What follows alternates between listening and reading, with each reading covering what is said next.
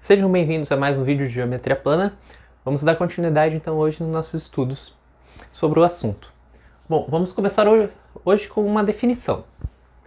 Um conjunto de pontos sigma é convexo ou uma região convexa se e somente se dois pontos distintos quaisquer de A e B que pertencem a esse sigma são extremidades do segmento AB contido em sigma. Ou se sigma é unitário, ou apenas um ponto, ou se sigma é vazio. Ou seja, uma região ou um conjunto de pontos ou algo é convexo se, pegando qualquer dois pontos, nós fizermos um segmento, esse segmento está sempre contido dentro. Ou seja, se nós temos uma reta, qualquer dois pontos estão dentro da reta. Se nós temos um plano infinito, qualquer dois pontos estão dentro desse plano.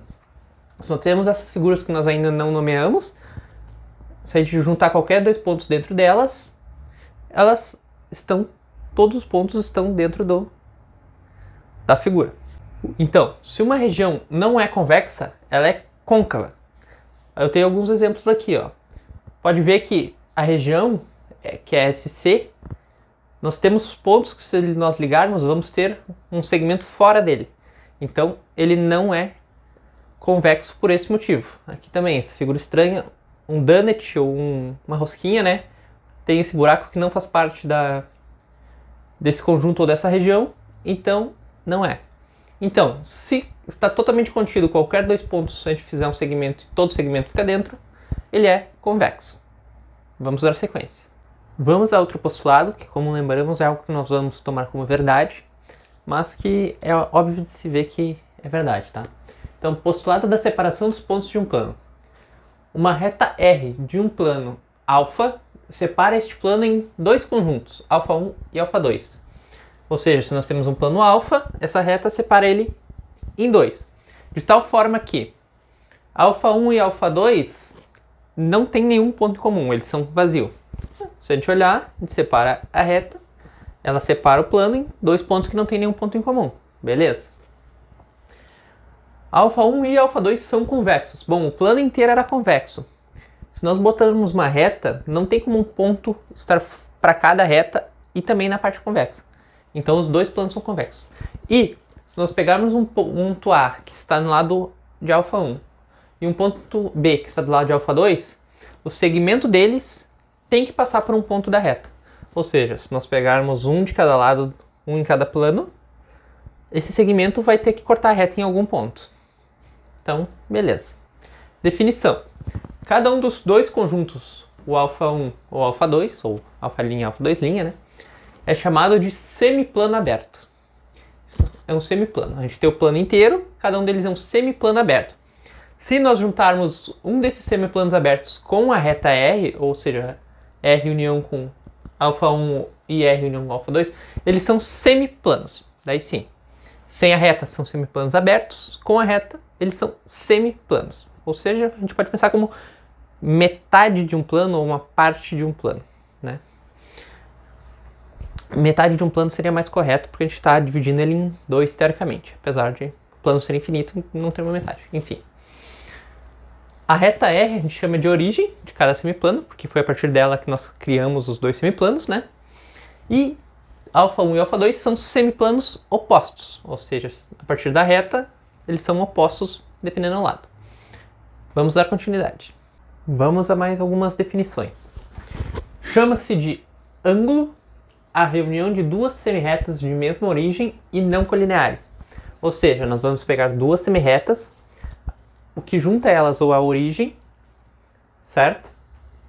Vão formar um ângulo. Notação. Existem três formas. Nós podemos dizer o ângulo AOB, ou seja, começa em A, passa por O e vai por B.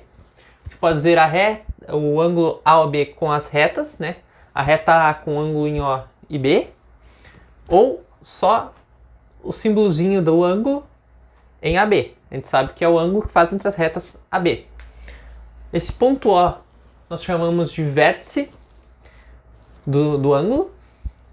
Alguns lugares também podem dizer origem, né? Porque são a origem das semi-retas, né? mas normalmente a gente chama de vértice. E essas semi-retas OA e OB são os lados do ângulo. Bom, outra definição. O interior do ângulo, por interior a gente pode pensar em dentro, né? A parte de dentro do ângulo. A OB é a intersecção dos dois semiplanos abertos formados pelas retas. Ou seja, a gente tem esse plano. A gente vai formar duas semirretas em OA, certo? A semirreta que contém B, a gente vai pegar.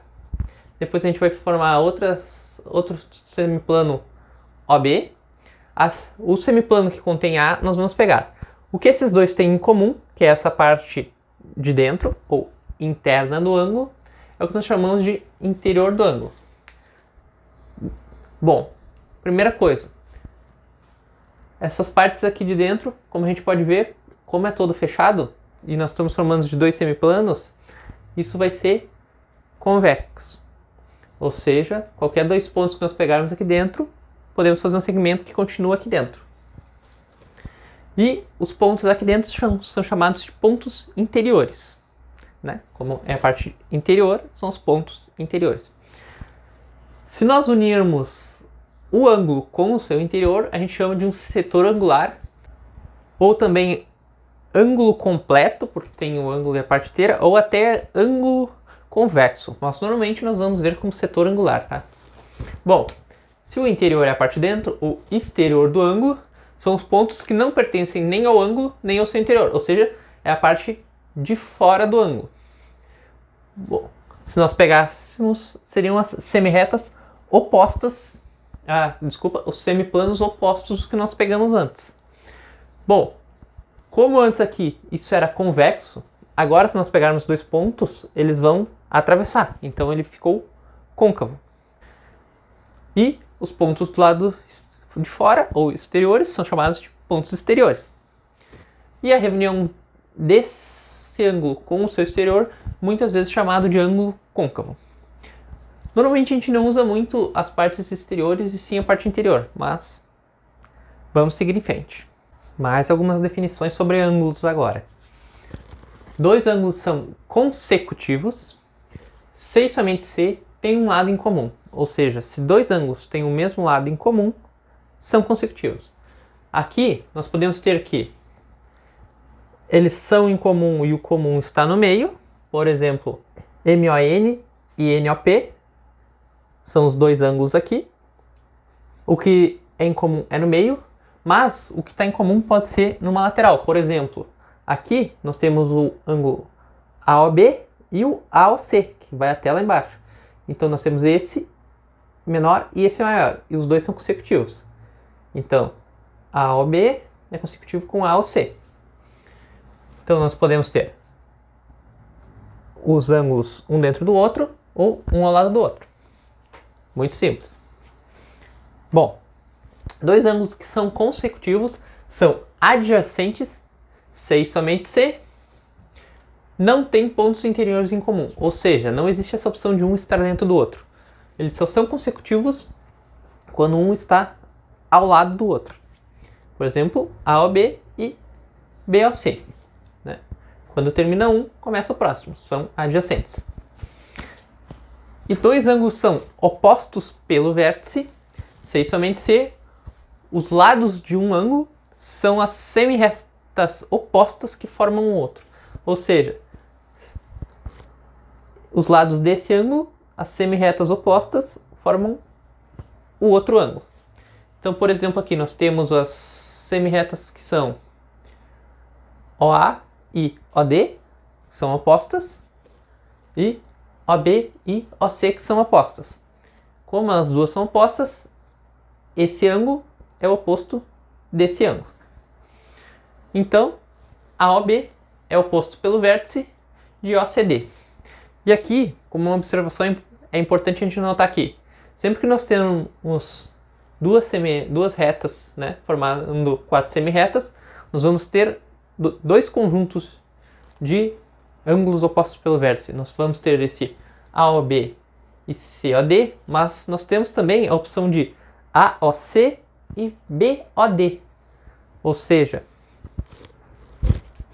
a gente poderia também ter aqui outros ângulos, né? Bom, vamos dar continuidade. Mais uma definição. A congruência de ângulos satisfaz as seguintes propriedades. E a notação nós vamos usar as 3 barrinhas. É a mesma ideia da congruência de segmentos e a mesma notação, tá?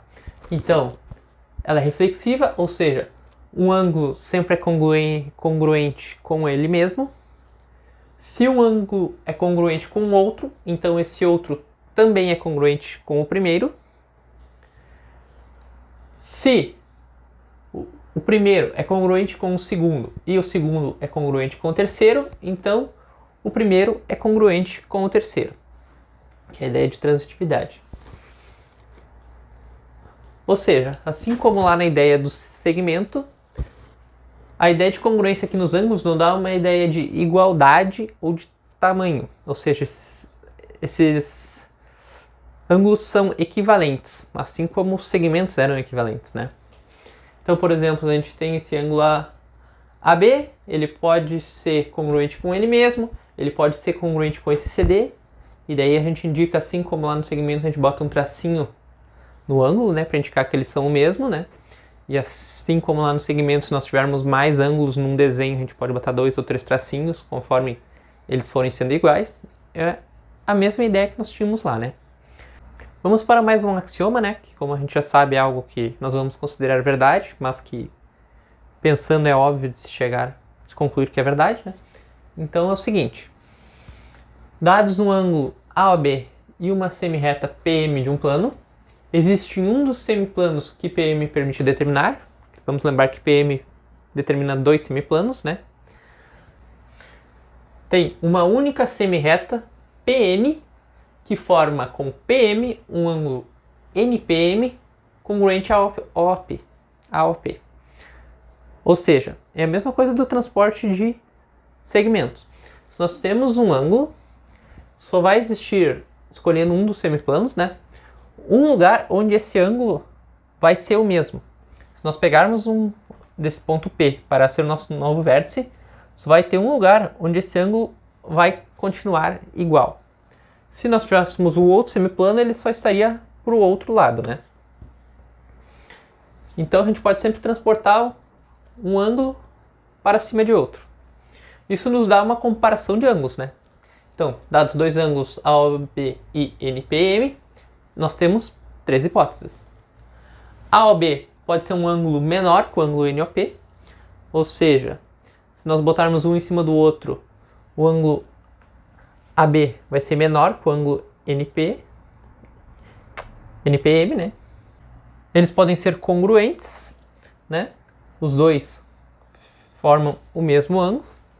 Ou o AOB pode ser maior que o ângulo NPM, né? Ele tem uma abertura maior. Não temos uma terceira opção, né? Ou algo é menor, ou algo é igual, ou congruente, ou algo é maior.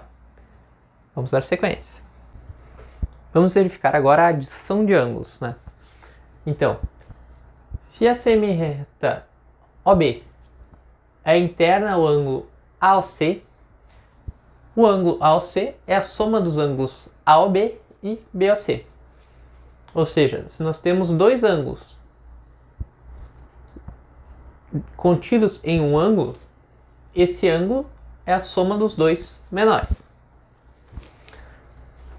E, dados 2 ângulos AB e CD, existe um RS, que é congruente com AB, e um ST, que é congruente com CD, tal que esse S é interno de RT. Dizemos que RT é a soma de AB e CD. Ou seja, aqui nós vamos juntar os dois.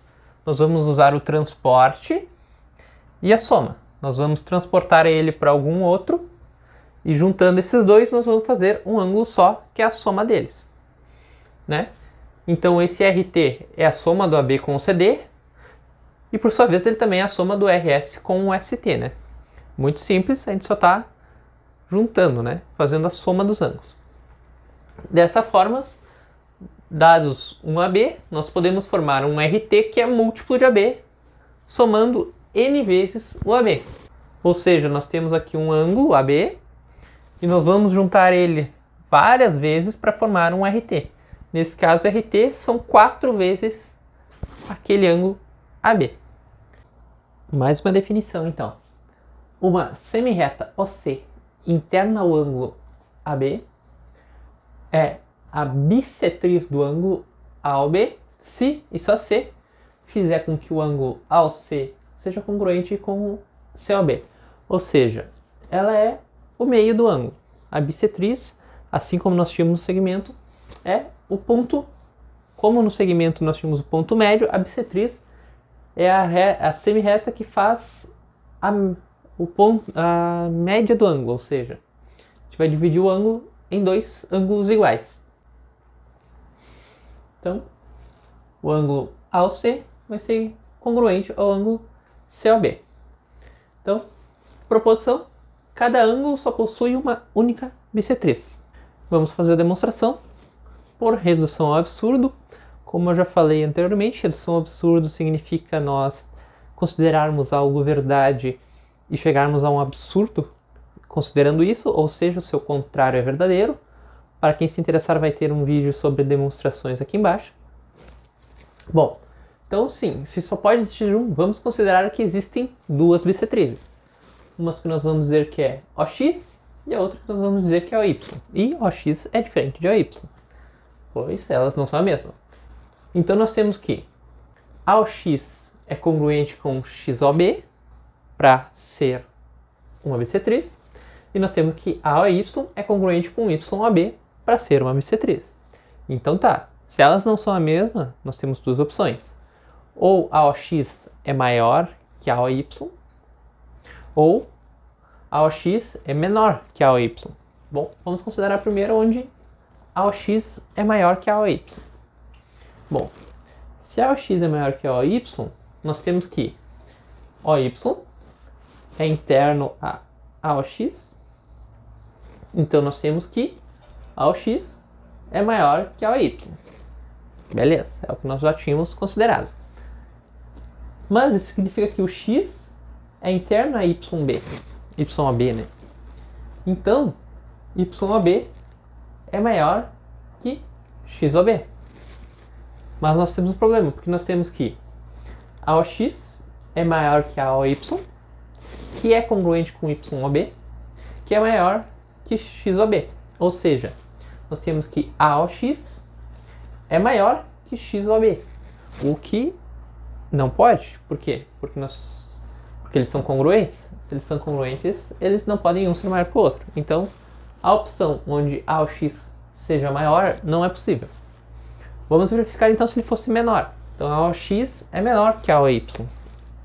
Bom, nesse caso nós temos que OX é interno de AOY, né? Então, AOY é maior que AOX. Sem problema, é o que nós tínhamos considerado. Mas, nós temos que OY é interno de XOB. Então, XOB é maior que YOB. Isso nos diz que AOY é maior que AOX, que é congruente com XOB, que é maior que YOB. Ou seja, nós temos que AOY é maior que YOB, o que também é um absurdo. Por quê? Porque nós temos que eles são congruentes. Logo, não importa a opção, não existe como isso funcionar. Então, só pode existir um ângulo, uma semirreta, que vai ser a bissetriz do ângulo. Vamos para mais umas definições. Dado o ângulo AOB, formado pelas semirretas OA e OB, como é óbvio, a semirreta OC, oposta a OA, determina com OB um ângulo BOC. Vamos olhar aqui primeiro. Nós temos o ângulo AOB, faltou um O aqui, AOB. A semirreta oposta a ela, OC, forma com OB a COB, beleza? Que nós chamamos de ângulo suplementar adjacente de AOB. Ou seja, o ângulo que nós precisamos para formar a reta inteira, nós temos esse ângulo. Nós estendemos a semirreta, formamos uma reta inteira. Esse ângulo é o ângulo suplementar adjacente, ou muitas vezes só suplementar adjacente. né? Então, definições. Ângulo reto é todo ângulo congruente a seu suplementar adjacente, ou seja, onde ele fica no meio entre as retas, como por exemplo esse. AB é um ângulo reto. Esse lado é congruente com esse. Normalmente quando o ângulo é reto, a gente usa como notação aqui um quadradinho com um ponto, para dizer que é um ângulo reto, tá? É notação comum. Um fato interessante, como os dois são congruentes, né? O AOB também seria com, se nós botássemos um C, AOC também seria reto, né?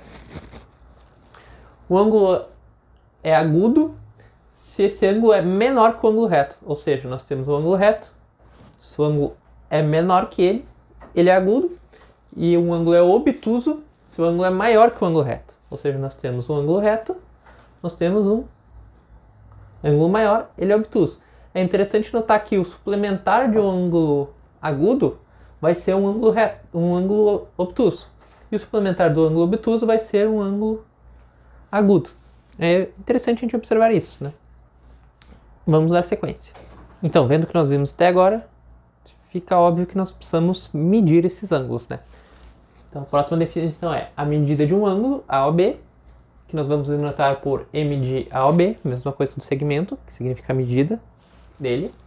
É um número real positivo associado a um ângulo tal que ângulos congruentes têm medidas iguais e, reciprocamente, medidas iguais têm ângulos congruentes. Ou seja, se nós tivermos dois ângulos congruentes, eles vão passar a ter duas medidas que são iguais. Ou se nós pegarmos duas medidas iguais, elas têm que ter ângulos congruentes. O ângulo é maior que outro se e só se uma medida é maior que a outra. Se sua medida é maior que a outra, né? Ou seja, AOB é maior que NPM se e só se a medida de AOB for maior que a medida de NPM. E reciprocamente o contrário, né? Também. NPM é só menor se a medida de NPM for menor. A soma de dois ângulos está associada a uma medida que é a soma das medidas dos ângulos. E reciprocamente. Ou seja, se nós pegarmos os ângulos RT, que é a soma de AB com CD, a medida do RT tem que ser igual à medida do AB mais a medida do CD. Ou seja, se nós primeiro pegarmos a medida de cada um e depois somarmos ou pegarmos a medida do ângulo inteiro, tem que ser o mesmo resultado. Agora que nós definimos a medida, nós precisamos definir com o que vamos medir, certo? Por exemplo, o segmento, nós tínhamos centímetros, tínhamos metros, tínhamos várias medidas, dependendo da necessidade.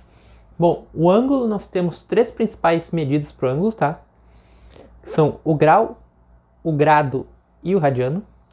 O grado é muito pouco usado, mas ainda é interessante, vamos falar dele, só comentar sobre ele, não vamos estudar. O grau nós vamos verificar agora, e o radiano nós veremos mais à frente nos nossos estudos, tá? Então tá, o que é um grau? O ângulo de 1 grau, denotado com 1 com uma bolinha em cima, é uma unidade de medida que estabelecemos da seguinte forma. 1 grau é um ângulo reto dividido por 90.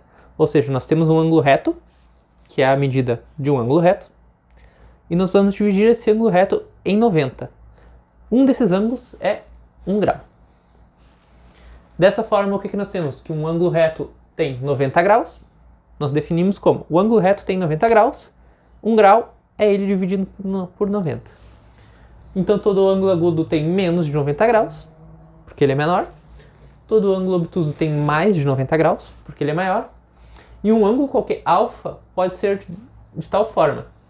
Ele está entre 0, que é não ter nenhum ângulo, né, a 180, que é, como um reto tem 90, se nós tivermos uma reta inteira, que é 90 mais 90, nós temos 180.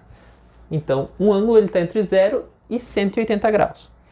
Nesse caso, nós ainda não consideramos ele sendo 0 ou ele sendo 180, né?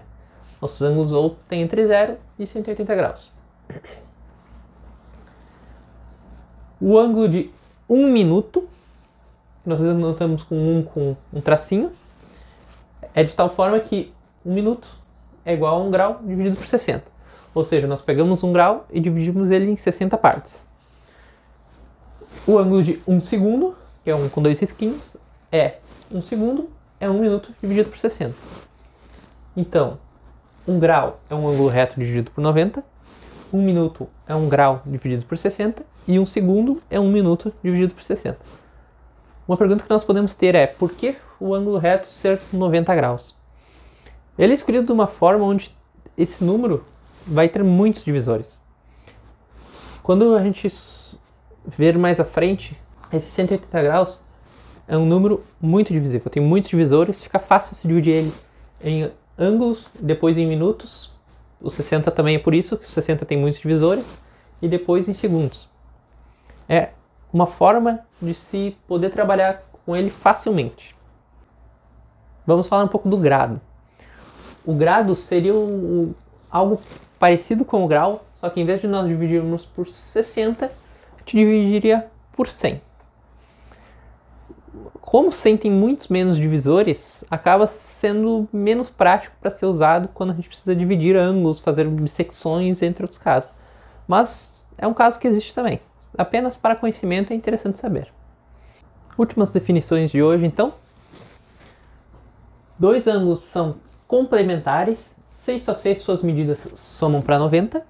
Ou seja, se nós tivermos dois ângulos que somando formam um ângulo reto, nós temos dois ângulos complementares, ou seja, um é complemento do outro. Dois ângulos são suplementares, 6 só 6, suas medidas somam 180 graus. Ou seja, somando dois ângulos, nós formamos o ângulo de uma reta, né? Nós dizemos que eles são suplementares. Bom, o ângulo nós chamamos de nulo quando ele tiver 0 graus, ou seja, seus lados são coincidentes. Ou seja, se a gente pensar A e B na mesma linha aqui, o ângulo AOB, como é só uma reta, ele não tem ângulo nenhum, na verdade. Então a gente diz que é um ângulo nulo, um ângulo de zero.